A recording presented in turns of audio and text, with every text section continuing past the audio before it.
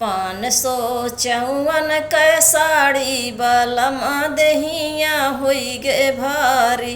554 कै साड़ी बलम दहिया होई गे भारी।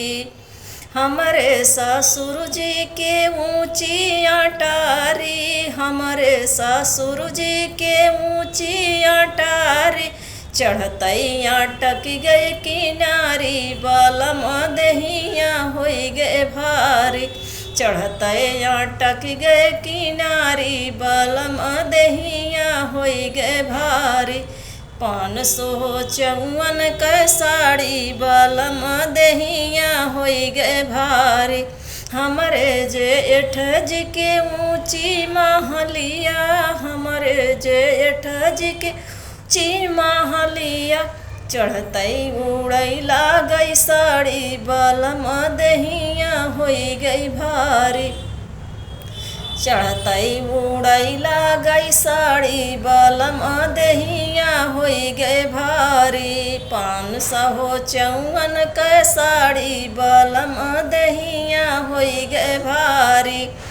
हमरे देवर जी के ऊंची अटारी, हमरे देवर जी के ऊंची अटारी। चढ़तई खुल गया चरवा बलम दहिया होई गे भारी। चढ़तई उड़ गया चरवा बलम दहिया होई गे भारी। 554 के साड़ी बलम दहिया होई गे भारी।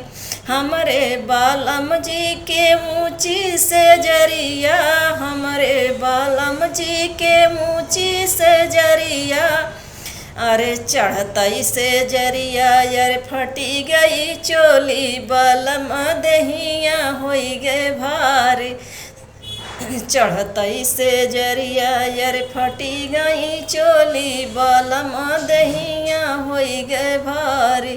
554 की साड़ी बलम दहिया होई गे भारी।